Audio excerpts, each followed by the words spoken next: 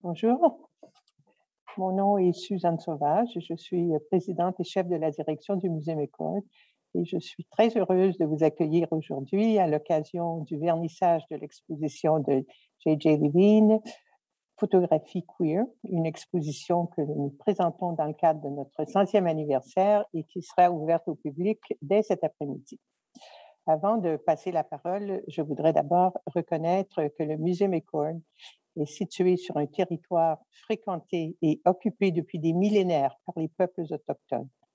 Un territoire qui n'a jamais été cédé par voie de traité.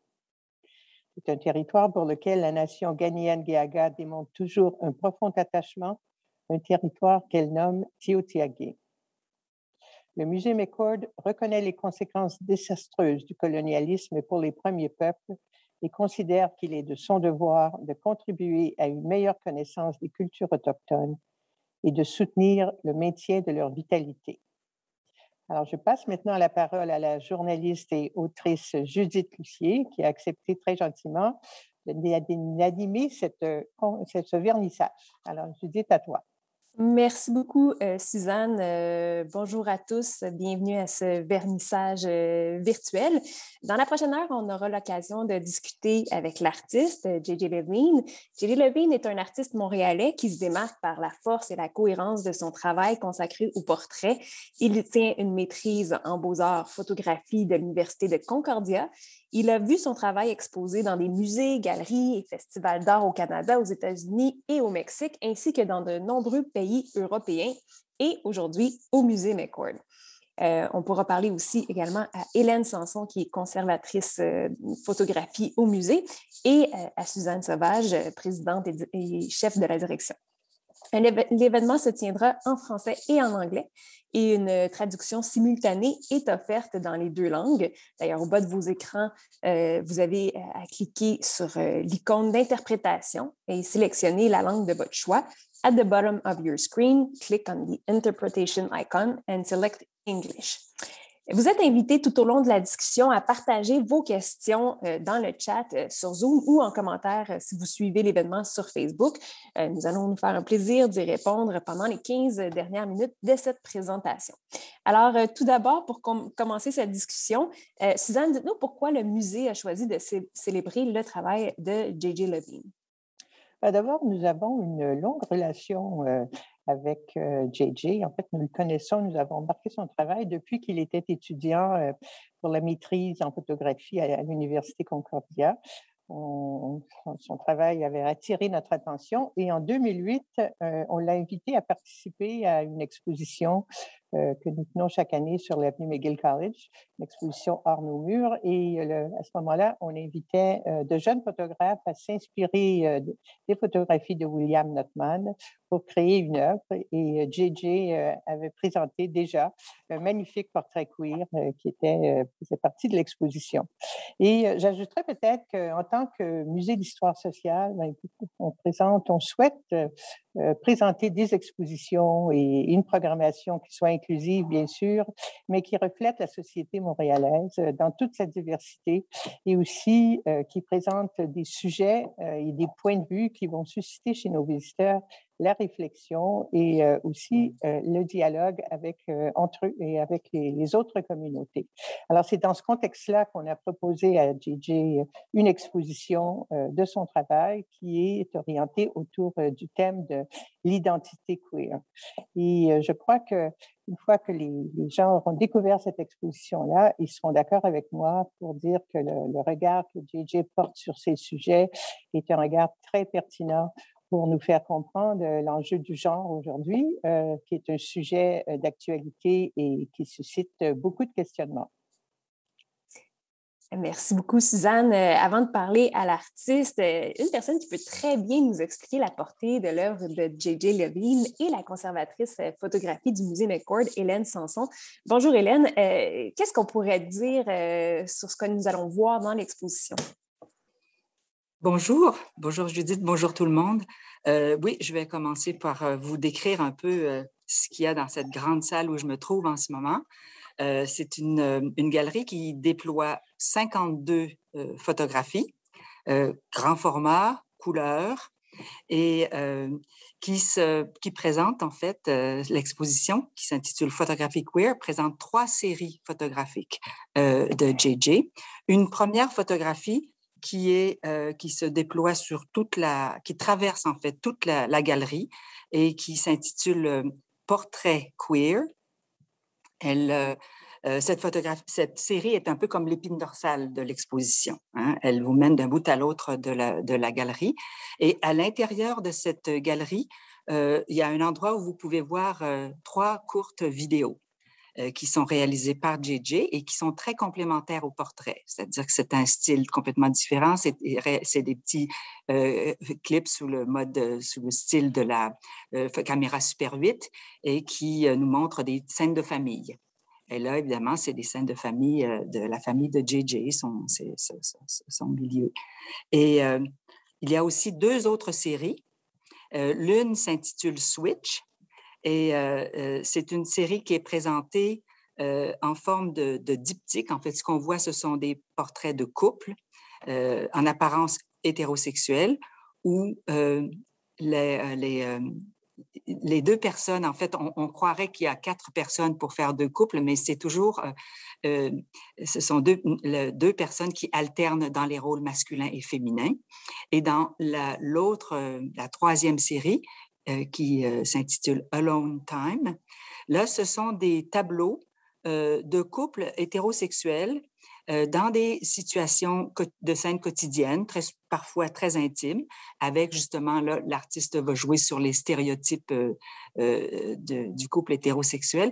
Mais ce qui est absolument fascinant, c'est que c'est une seule personne qui joue le rôle de l'homme et de la femme, une seule et même personne. Et les seules choses sur lesquelles l'artiste va jouer pour varier l'expression de genre, c'est la coiffure, l'usage de perruques, le maquillage, les vêtements, mais en aucun cas, il va modifier le visage avec Photoshop, il ne va pas jouer sur le visage ou sur le corps des personnes. Alors, et puis, ça, c'est les 3 séries que vous pouvez voir. Et en sortant de l'exposition, il y a une vidéo qui a été réalisée par Tommy Gricevic pour le Musée McCord. Et dans cette vidéo, vous pouvez voir comment JJ construit une photographie, un portrait, entre autres. Et puis aussi, vous pouvez l'entendre, entendre les propos de cet artiste brillant. On aura l'occasion d'ailleurs d'en parler plus tard avec JJ, mais avant de commencer, JJ, j'aimerais savoir qu'est-ce qui t'inspire? Pourquoi tu as choisi de présenter la communauté queer dans ton travail?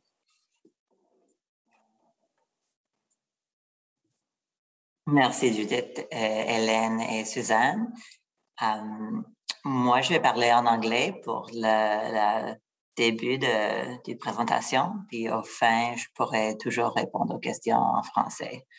Hi, everyone. Thank you for being here on Zoom. And to answer your question, Judith, I'm inspired by my friends. So the answer is very simple, that I photograph the people in my life because they inspire me. And I'm interested in representation of queer and trans bodies and contributing to a visual culture that is made by people who are queer and trans. And I think that is something that we don't always see in the media. So I think like I came of age at a moment where there were more and more images of queer and trans bodies on screen and in visual art. And those images were so often made by straight and cis people and for a straight and cis audience. So I think that for me, making images of the people that I love and care about, it really comes from a place of wanting to express a kind of emotional landscape and a community that is my own. And I lived with the same 2 people for 10 years. And so photographing them over and over again through different projects was also kind of part of the impetus, this idea of family that looks pretty different than families that we're used to seeing. Absolument. On voit d'ailleurs comment, de la façon que c'est dépeint dans les médias, comment ça peut bousculer la société, ces portraits. Hélène, j'aimerais savoir, vous qui êtes une historienne puis une experte de la photographie, notamment du portrait, est-ce que le travail de... En fait, qu'est-ce que le travail de JJ a de particulier à vos yeux? Bon, ben merci de cette question qui m'a permis de plonger dans l'analyse du travail de JJ, ce que je trouve absolument fascinant. Alors, ben, moi, une des premières choses qui me frappe, c'est que l'œuvre de JJ Levin s'inscrit parfaitement dans l'art du portrait classique. C'est absolument traditionnel comme type de portrait de studio.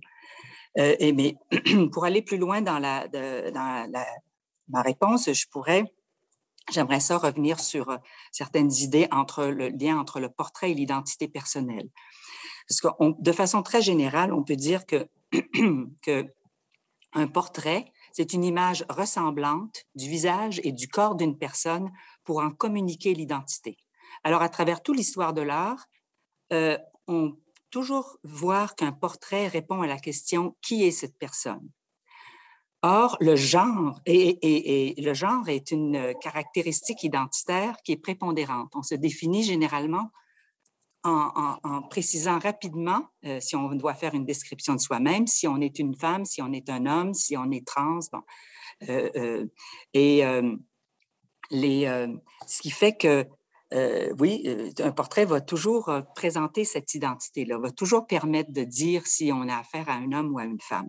Et la particularité du travail de JJ, à mon avis, c'est d'utiliser un véhicule qui est très traditionnel, que tout le monde comprend, pour véhiculer, pour montrer, pour avancer une identité qui, elle, est tout à fait non conforme, un phénomène qui est tout à fait non conforme. Je pense que justement que la simplicité, la facilité à appréhender le portrait chez JJ permet de donner toute la place à ce qui est particulier, c'est-à-dire cette identité queer.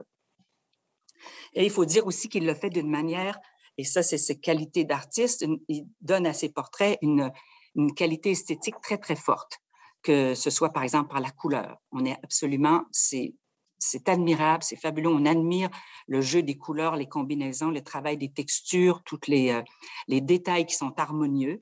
Et puis, il y a aussi une présence très, très forte de ces sujets. Ces sujets nous sont présentés de façon frontale, ils sont à l'aise, c'est très affirmatif. Ça aussi, ça contribue à faire qu'on s'arrête devant ces portraits, qu'on est touché et qu'on réfléchit. On se pose des questions. On ne passe pas facilement devant ces portraits-là. On est interpellé. Autre chose qui m'intéresse, c'est de situer ces portraits dans une perspective historique. Par exemple, de les comparer avec les portraits de studio de William Notman. Nous avons dans la collection du musée toutes les archives photographiques Notman et on peut voir que le portrait de studio au 19e siècle a permis de construire, vraiment de stabiliser l'identité bourgeoise, une identité sociale bourgeoise. Et c'est fait par le costume, la posture. Et dans cette identité bourgeoise, évidemment, il y a une identité de genre binaire qui est bien distincte. Et c'est ça, justement, qui est affirmé dans les portraits, généralement dans les portraits de Notman. Et il y a aussi une idée du couple et de la famille qui est présente dans les portraits de studio de Notman. Et c'est tout à fait comparable aux portraits de JJ parce que les deux formes de portraits de studio permettent de stabiliser une identité et aussi une idée de la famille, de la parentalité et du couple. Mais il y a des différences intéressantes entre les deux, c'est que dans le cas de Notman, le rapport au client était, je le dis bien, c'est un client, c'est-à-dire qu'il y avait un rapport commercial. Le sujet, personne payait pour se faire photographier. Généralement, il en avait les moyens, ce qui le situait dans une catégorie de gens assez bien nantis, alors que chez Levin, ce sont ses amis. Il n'y a pas du tout ce rapport commercial. C'est un rapport d'amitié et c'est un rapport de valorisation. Et puis aussi, comme il fait appel à des gens ses amis sont de toutes les couche de la société, comme il me l'a lui-même dit. Alors, c'est là qu'on a une différence avec les portraits de studio. Mais cette comparaison-là, moi, me fascine beaucoup. Puis, en terminant, je dirais aux gens qui s'interrogent sur l'identité queer, qui se posent la question, qu'est-ce que c'est que l'identité? Qu'est-ce que c'est qu'être queer? Bien, venez voir les photos de JJ. Vous aurez certainement un début de réponse parce que vous verrez que l'identité de genre, elle se déploie sur tout le continuum du masculin et du féminin, mais que les catégories très strictes, binaires, sont complètement brouillées.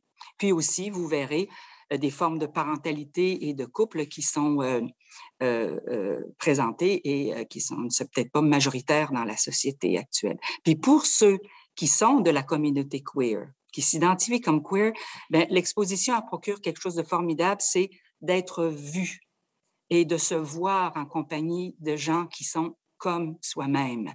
Et ça, je pense que, justement, être vu et se voir avec les autres qui sont comme soi-même dans un contexte affectif valorisant, c'est une condition essentielle pour faire partie pour se sentir, pour exister même en société. Ça contribue au sentiment d'appartenance et de cohésion. Et c'est ce que font les portraits de Levine.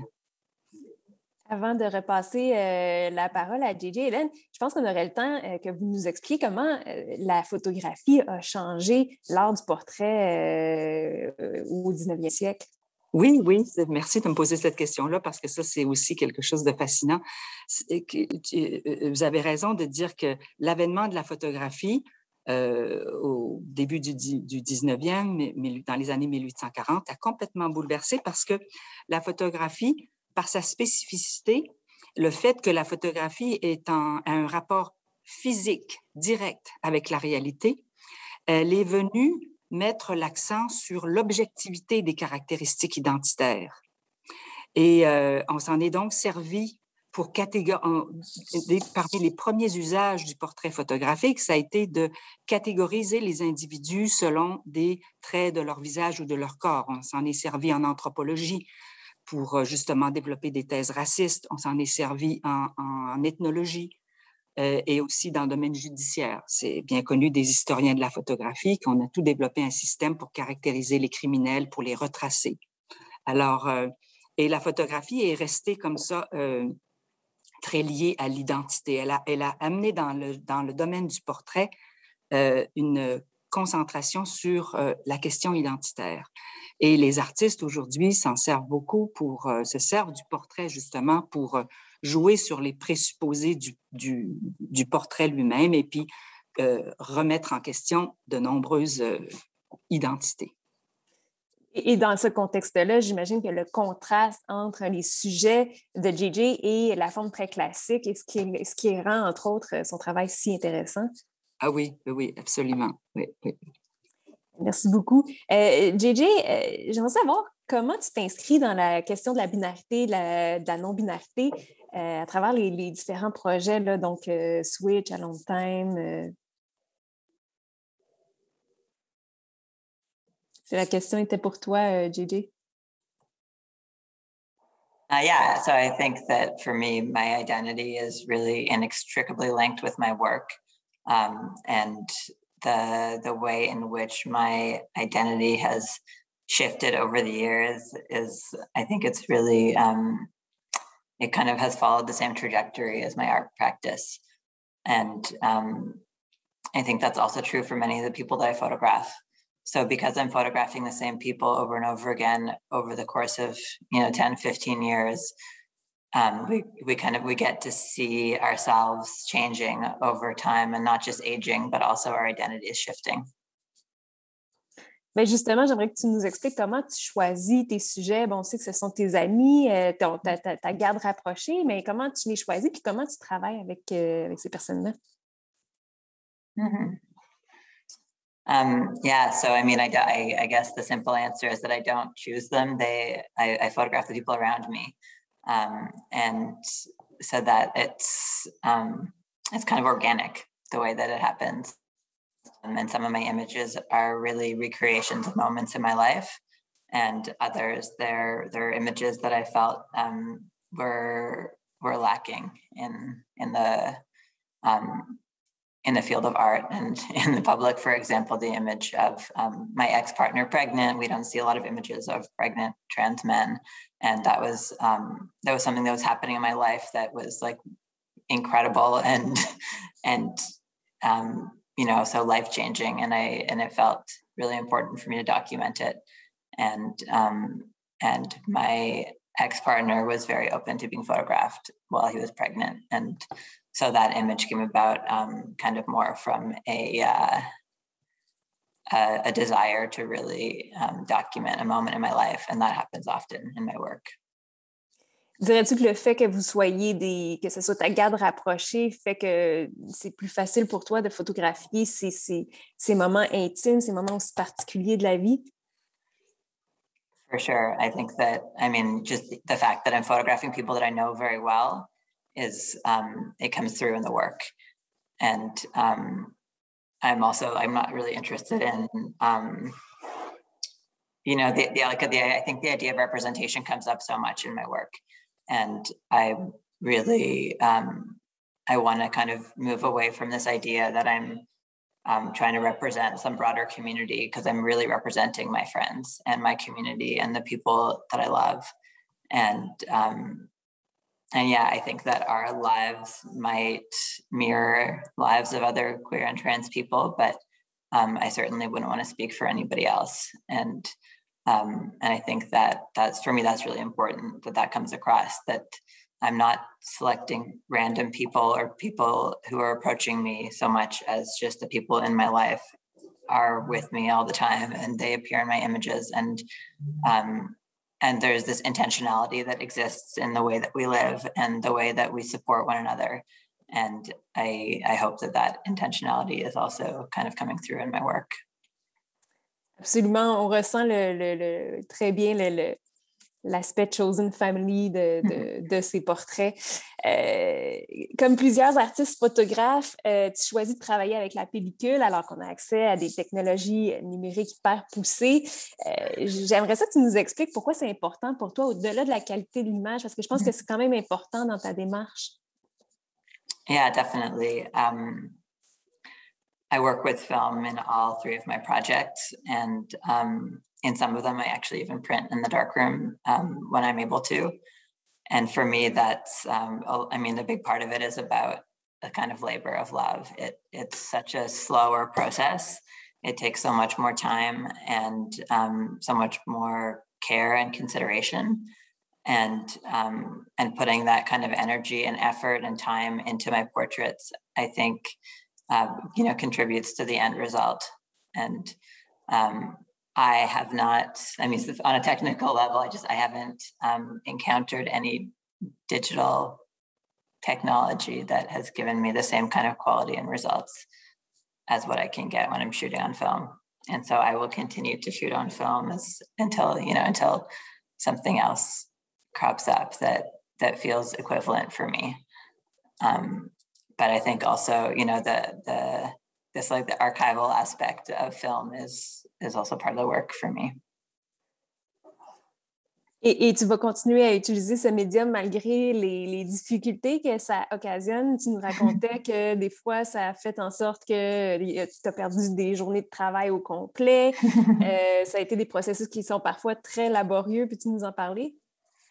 That hasn't happened in a long time, but definitely I think part of why I'm so in love with the medium is the magic. It's so long. There's so much waiting, but getting my negatives processed and then seeing the results. That's this magic that doesn't happen when you're shooting digitally.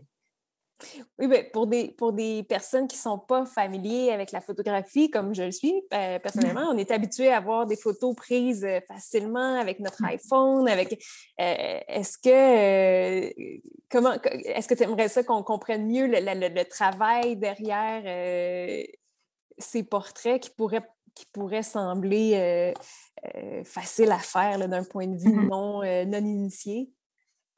For me, it's not necessary. I think that people who are photophiles will know that I'm shooting on film and appreciate that. And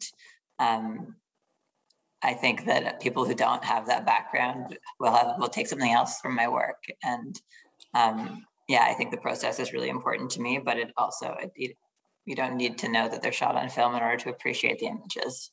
Absolument. Absolument. Mais je tenais à ce que le public soit au courant parce que c'est magistral comme travail. Ben, merci beaucoup. Avant de prendre les questions du public, Suzanne, c'est le moment de remercier les gens qui sont impliqués et aussi de nous parler de la programmation qui est en marge de l'exposition. En effet, Judith, alors nous avons comme d'habitude une programmation très intéressante autour de cette exposition-là. Je pense que vous allez pouvoir retrouver tous les détails sur notre site web, mais je vais vous faire un résumé rapide. D'abord, il y aura une table ronde virtuelle sur le thème de « Accompagner le coming out d'un proche » qui est organisée par la Fondation Émergence et qui suivra le lancement de 2 courts-métrages, Annick et Carole, et Dalal et Mounir, qui abordent le sujet de l'accompagnement des proches dans le processus de coming out. Il y aura aussi une rencontre publique avec J.J. Levine ici au musée où les visiteurs pourront l'écouter et lui poser toutes les questions. Et dans le cadre de notre série Les découvertes du McCord, une conférence virtuelle, Trend Sisters, les écarts du genre au 19e siècle, qui va être donnée par Hélène Sanson, notre commissaire photographie. Et au musée, 3 discussions animées par les Têtes bien faites en collaboration avec Gris Montréal dans le cadre de la série Parlons-en, parlons-nous sur des thématiques qui sont abordées dans le travail de JJ comme l'identité de genre et la famille choisie. Et puis, on lance l'invitation à tous les groupes communautaires LGBTQ+, d'utiliser gratuitement notre espace d'exposition et le travail de JJ pour tenir des ateliers avec leurs membres. Alors, ils sont les bienvenus. Et maintenant, en terminant, je voudrais remercier les partenaires et les collaborateurs de cette exposition.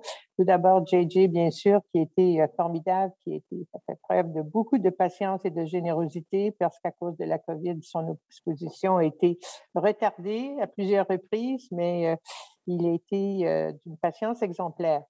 Ensuite, remercier aussi l'équipe de Principal pour la scénographie et le graphisme de l'exposition.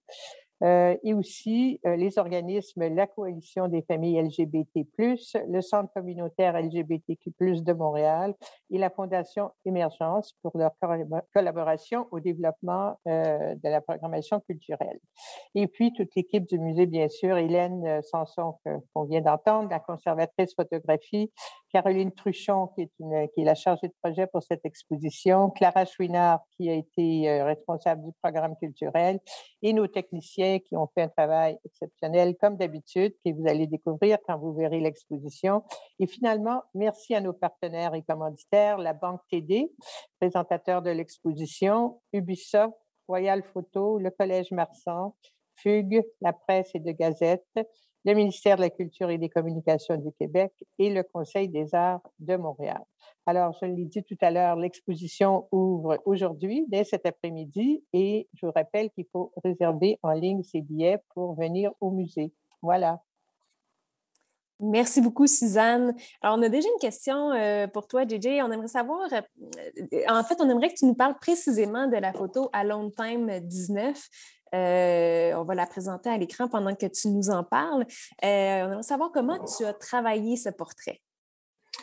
I made this photograph in Quebec City during an artist residency, and although many of my shoots take anywhere from 4 to 8 hours, this one actually took almost a week to make. And in this image, we see 4 people, a kind of conventional nuclear family, and the image is comprised of 2 models, just 1 child and 1 adult.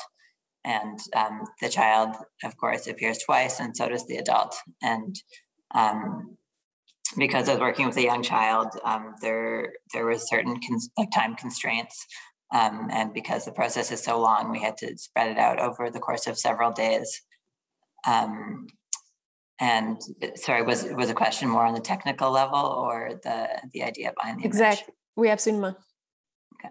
Mais tu peux nous parler aussi du processus technique, mais aussi du processus artistique, si tu préfères. So I photographed each side of the image on a different day, and And for all of the alone time images, they're photo montages. So it's a collage of many different negatives. In this case, I think there's around 7 or 8 negatives that are all scanned and then digitally collaged together. But yeah, so the concept behind this image for me, alone time, of course, it's talking about, the way that we interpret gender. But I think that in this image particularly, my point comes through because I'm talking about children and the way in which gender is imposed on children, and the way in which we as a society really impose gender on children. For example, by putting a bow on the bald baby's head in order to tell the world what kind of genitals that baby has. And so for me, it felt kind of like representative of this concept that I'm really trying to put across, that that gender is, especially for children, is so imposed, and the idea that that most of us don't give children an opportunity to express their gender in ways that are natural to that child, so much as ways that are imposed by society. Absolument. On a une question de Ewa Monica qui demande pourquoi tes shootings prennent de 4 à 8 heures. So I'm using studio lighting, and I'm creating a studio within each environment. So what looks like a naturally occurring portrait in somebody's home is actually often, I'll bring furniture from a different room. Sometimes I'll paint a wall. In the case of the photograph of Miwa that's in the entrance of the exhibit, that photograph I wallpapered a wall for. So there's an aspect of document or documentary, but I really kind of shy away from that reading of my work because although I'm representing real people, the environments are really constructed. And so they're so often in their own homes, but that doesn't mean that that's what their house would look like if you entered it on a random Friday.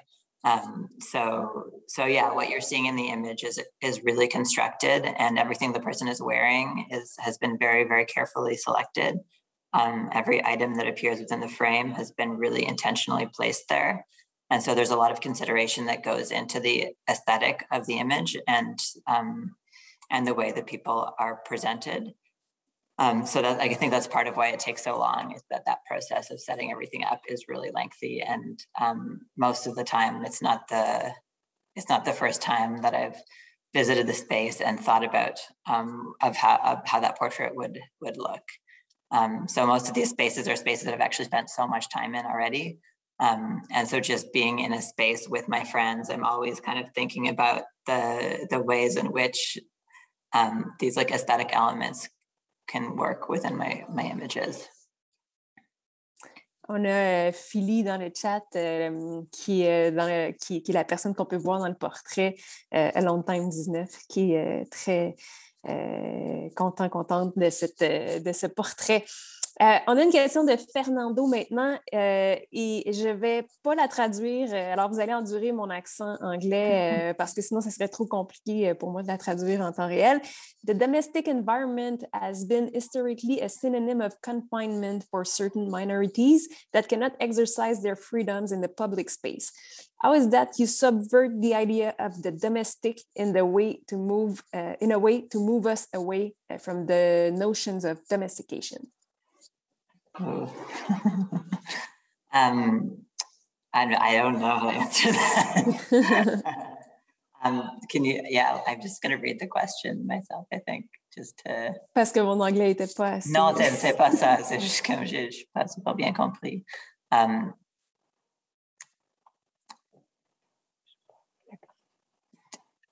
Est-ce que ça serait possible de juste répéter la question? Oui, bien, en fait, comment tu subvertis l'idée? How do you subvert the idea of the domestic in a way to move us away from the notions of domestication? Ou, en fait, peux-tu nous parler du rapport à l'aspect domestique, à l'aspect, justement, le fait que tu fais tes photographies de portraits dans les environnements des gens, dans l'environnement domestique des personnes. Est-ce qu'il y a un questionnement par rapport au fait que, historiquement, les personnes queer ont été confinées pour toutes sortes de raisons dans la sphère domestique? Je pense que c'est ça un peu que la question de Fernando veut dire. Merci, c'est gentil. I think that for me, that just like the idea of the home environment and domestic space really is about comfort. And the people that I'm photographing, when they're inside of a space that is their home or a home of somebody they know, there is this element of safety and comfort that wouldn't exist otherwise. And I think, the public sphere, as the person stated, is very has a potential to be very hostile to queer and trans people. And so, by photographing people within domestic spaces, I think I'm trying to move away from this kind of like confrontation that we experience in the world, and really focus on something that's like celebratory and safe. Mm-hmm.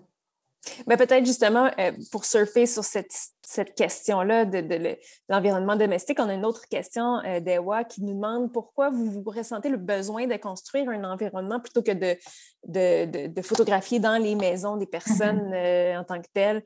Ce qui pourrait révéler, ça serait un autre projet, là, mais ça révélerait quelque chose à propos de comment ils vivent ces personnes. I think that we've seen so many images in a kind of more snapshot tradition of people in their homes, and those, everybody knows our homes aren't always, how we would like them to look. And so there is this kind of element of fantasy involved. And I think also of like protection or something. Like I think what you're seeing in the image is our best selves. And so I guess I'm not really interested in like revealing everything. I'm only revealing what we want to show you. Bien, Hélène, j'aurais envie de rebondir avec vous. Est-ce qu'il y a quelque chose qui fait référence dans la réponse que JJ vient de nous donner, le fait de se montrer sous son meilleur jour? Est-ce qu'il y a quelque chose il y a des liens qu'on peut faire avec la photographie, le portrait traditionnel, comme on l'a vu dans les collections de Notman, par exemple? Oui, absolument. Il y a effectivement, quand c'est une image qu'on veut, c'est l'idée, surtout dans le portrait de studio, je dirais, commercial, c'est bien évident que là, le contrat qui est entre le photographe et le sujet, c'est de le montrer sous son meilleur jour. Mais là, je vois que JJ fait un peu la même chose, c'est-à-dire qu'il veut vraiment valoriser, célébrer ses amis. Alors, il s'occupe, il se fait beaucoup attention à la présentation. Mais il y a une chose sur laquelle j'aimerais réagir, c'est la question de la domesticité tout à l'heure, si vous me le permettez. Mais parce que je trouve que la réponse de JJ était très intéressante, de dire que c'était un peu un côté protecteur. Mais il y a aussi le fait que de montrer les espaces domestiques fermés, c'est quelque chose de très politique, de montrer ça sur la place publique. On a dit ça beaucoup aussi dans le cadre du féminisme, quand on disait que le privé et le public. Mm-hmm. C'est-à-dire qu'il faut pas, justement, il faut cesser de garder des espaces privés dans lesquels les gens vivent d'une certaine façon, des conditions particulières, et de ne pas les montrer. Le fait de montrer les espaces privés, c'est très important et c'est une façon justement c'est un rapport avec la domesticité qui à mon avis, est une action politique. On a une question de Jade sur Facebook qui dit « Comment est apparue l'idée de la disposition circulaire des œuvres, doublement circulaire même, dit-elle?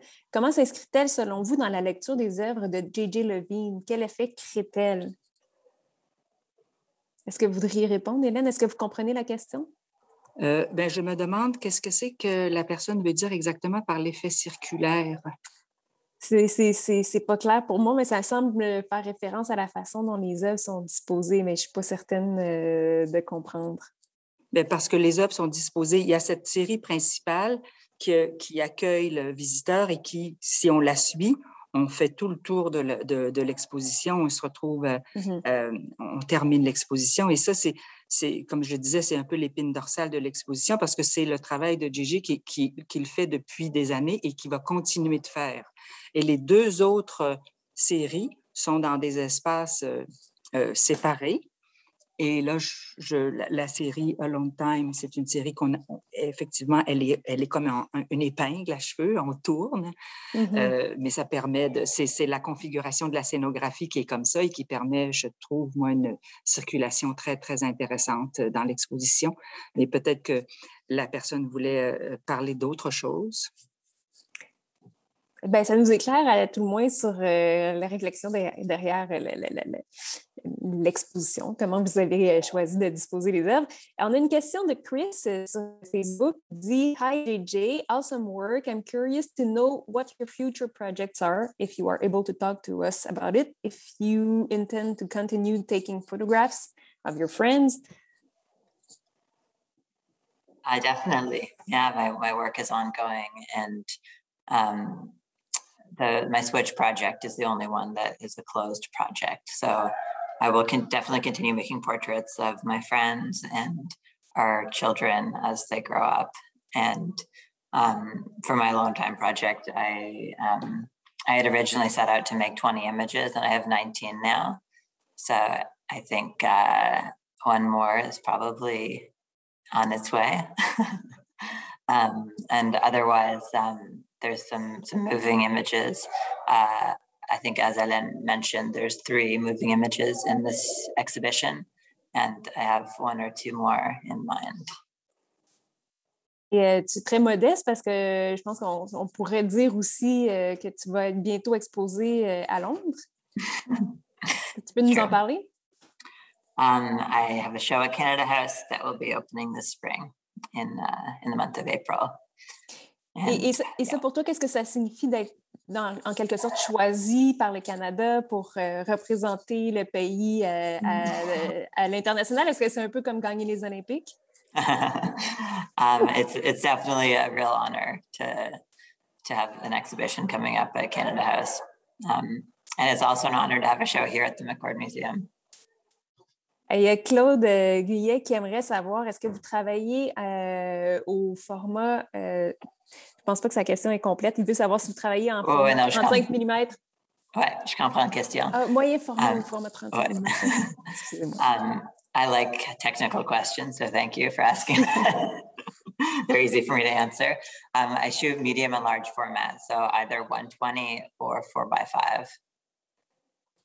On a une question de Carl Gilbert Murray. Bonjour JJ, congratulations. Je me demandais si vous êtes influencé par d'autres artistes. Si oui, lesquels?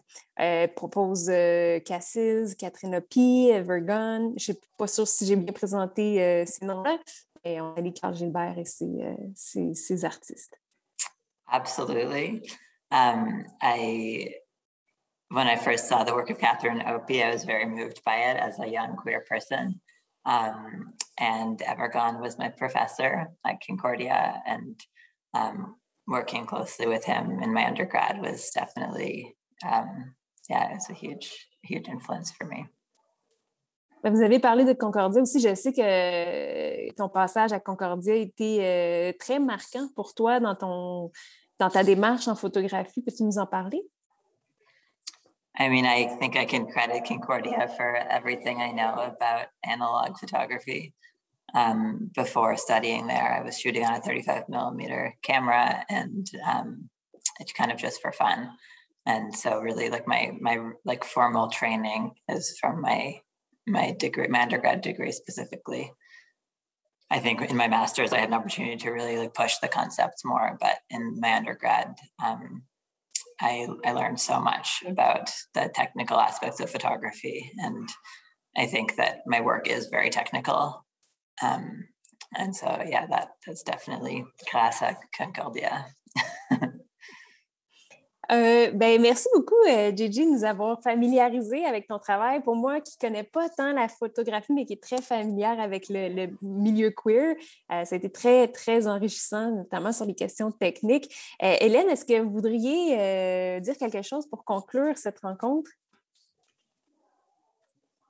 Je partage en fait ton enthousiasme et puis je veux vraiment encourager les gens à venir voir cette exposition-là parce que les photographies sont absolument magnifiques. D'abord, puis à il y a une richesse très, très grande. On dit que c'est une série de portraits, mais chaque portrait est extrêmement riche et nous plonge nous met face à une personne une rencontre, en fait. Ces gens-là, c'est les personnes qui sont photographiées, comme je le disais tout à l'heure, ont beaucoup, beaucoup de présence.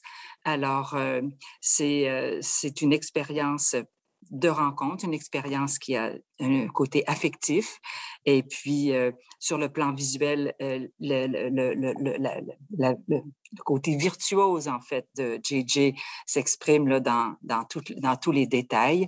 Alors, et puis, je trouve que ça correspond bien à ce qu'on veut faire au McCord aussi, c'est d'ouvrir la discussion, présenter des expositions qui font partie du discours social actuel et susciter la réflexion, la discussion, et tout ça à travers une dimension artistique. Alors, c'est un peu ça peut peut-être résumer mon point de vue sur cette exposition. Mais en tout cas, je remercie le musée McCord de nous mettre en contact avec le travail de J.J. Levine. Je pense que c'est un travail qui mérite d'être vu. Merci beaucoup à tous d'avoir été là pour ce vernissage. Puis on souhaite longue vie à la carrière de J.J. et on souhaite que le plus de personnes possible viennent voir l'exposition.